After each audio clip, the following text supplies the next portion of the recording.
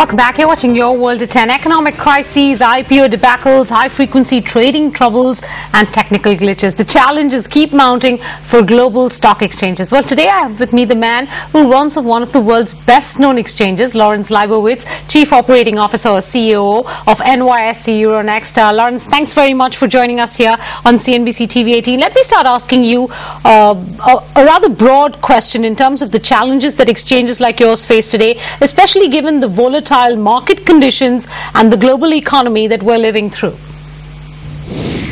Well, actually, what's interesting is our biggest challenge isn't volatility. It's that there isn't so much volume going on. Investors aren't making decisions as much in this market, and that's really because there's a lot of uncertainty out there.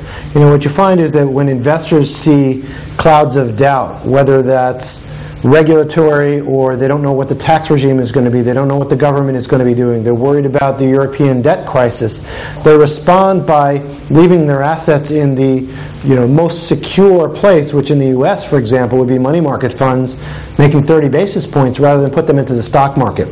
And for exchanges, that means that volumes have been extremely low over the last year or so. And while volatility is one thing, volume drying up, as we've seen over the last few months, has been particularly difficult. All right, so I get the volume issue, Lawrence, but what about the fact that in the last few months we've seen U.S. markets, key indices, hit multi-year highs? What's your assessment of where the U.S. market is poised to go from here? Sure. Well, I think in the U.S., investors are saying that the U.S. isn't going to go into a recession and that there will continue to be slow, steady growth. You've seen this has been a rally led by the high caps in the U.S., and those companies are actually producing pretty good earnings. Their balance sheets are in very good position because they've been able to refinance at pretty low rates. And so I think that's what you're really seeing. And there's a lot of cash sitting on the sidelines, particularly in the U.S. Demand for new IPOs is quite strong. There's a lot of those things, which is surprising potential. You might think about that given all the doom and gloom that's out there and the dark clouds. I think in the U.S., some of those dark clouds are going to get resolved by the end of this year, but certainly this euro debt situation could potentially go on for a long period of time. It seems like investors have gotten used to some of that. They've realized that it's not going to get solved overnight. It doesn't look like a black hole right now. Greece may or may not end up leaving the euro, but investors have kind of adjusted. Mr. Leibowitz, I'm so glad you brought up the issue of IPO appetite because I so want to talk to you about the Facebook offer, the biggest ever, and yet just in days of that issue, sort of listing, it was written off as a huge debacle, overpriced, oversold, and then on listing day you had all those NASDAQ technical glitches. Now, as a rival exchange, how do you assess what went wrong with the Facebook IPO and your key learnings from it? Sure. Well, it's certainly the case that Facebook was a potentially monumental opportunity and a missed opportunity. In a lot of ways, people have talked about the public being out of the market post-crisis, post-financial crisis, post-flash crash, etc. And Facebook was an opportunity where everybody recognized who they were, they could have gotten involved, and it could have been a feel-good moment. And certainly the way it occurred, whether that was NASDAQ's issues, Facebook's issues, the bankers' issues, whoever, it didn't come out with a happy ending for investors, and that's a bit unfortunate. I think that, but it's important to recognize that subsequent to that, there have been some very successful public IPOs. Palo Alto Networks listed with us and has done quite well. There have been a number of them. Part of the issue is that Facebook was so large that it kind of drowned out the market, whether it was good or bad. That would have happened for a little bit of time before and after because so much capital got sucked out of the market. But I think the learning exercise there really was about respecting the long-term investor and making sure that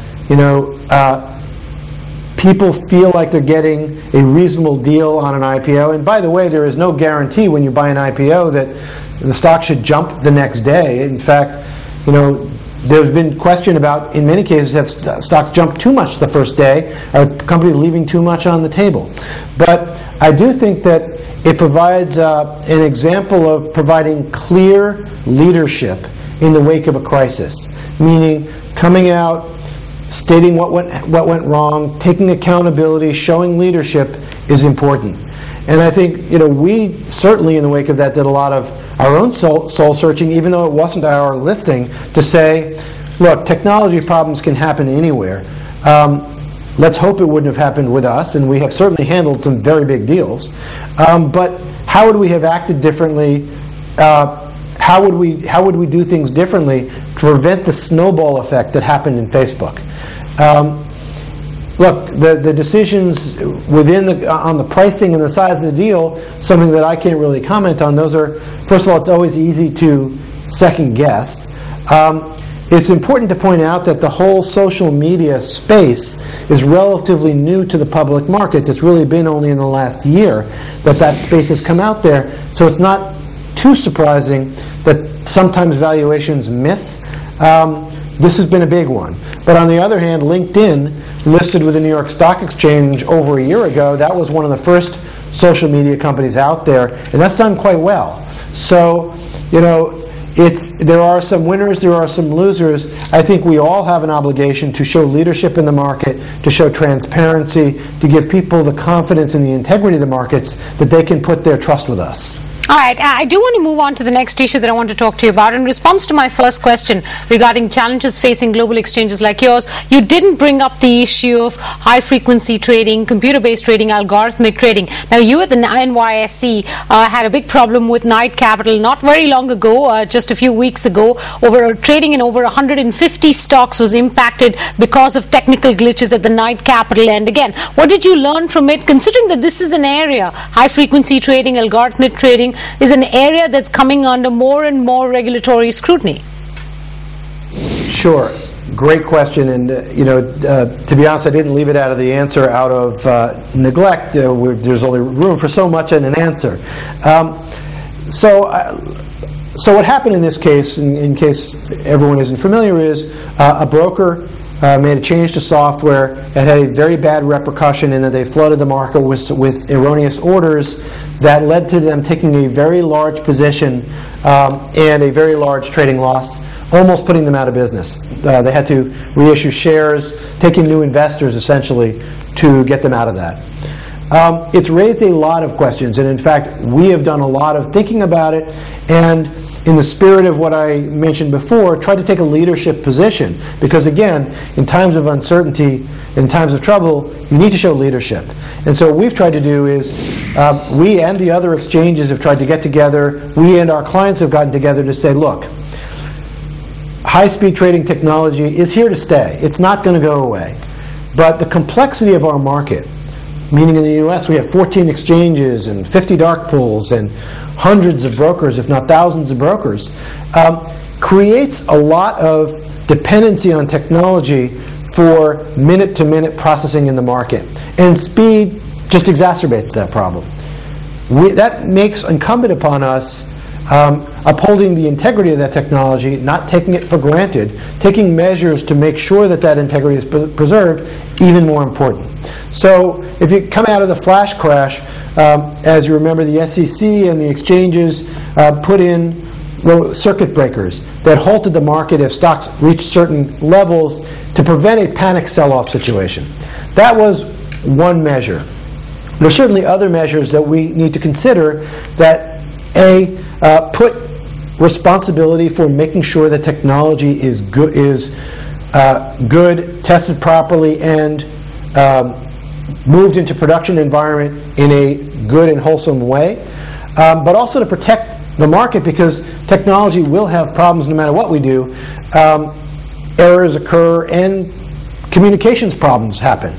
Right? Various exchanges around the world had network failures in the recent month, which brought the exchanges down. Now, Lawrence, forgive me for interrupting you there, but we're a little short of time on this particular show, so I do want to bring up my last issue with you, and that has to do with exchange consolidation. We saw several potential deals in the making over the course of the last few years, and none of them succeeded, either because of nationalistic or protectionist attitudes by some of the countries, or because of competition issues. You saw the short end of that in your deal with Deutsche Börse. Your views on whether any of these deals are likely to sort of reconnect over the next few years? Is there any scope for consolidation given the kind of failure to consolidate in the last few years?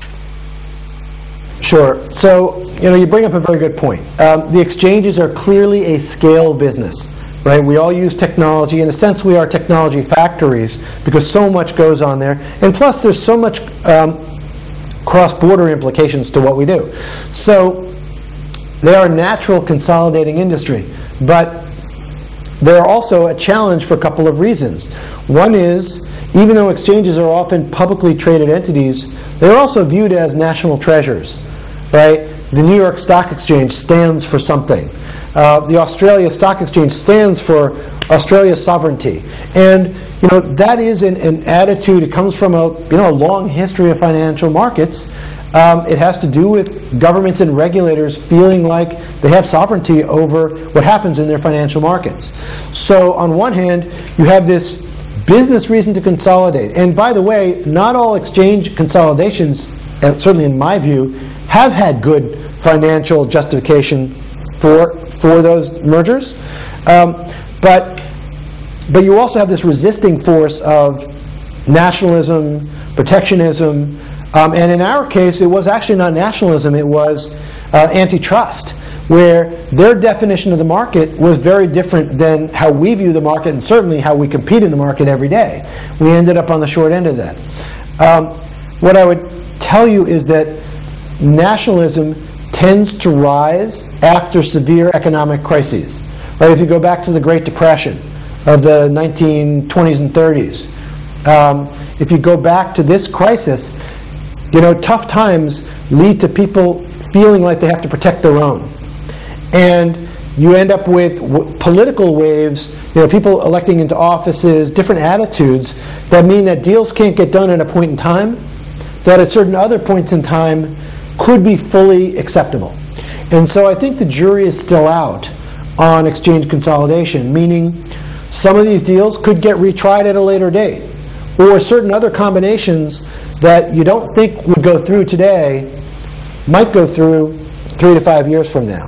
All right, Lawrence, we're going to leave it there. Lawrence Leibowitz, because we're at the end of time, I'm going to finish my conversation with him on Your World at 10 here. Thanks very much for watching, but I will continue to talk to him about NYSE's interest in India. We'll try and bring that entire interview to you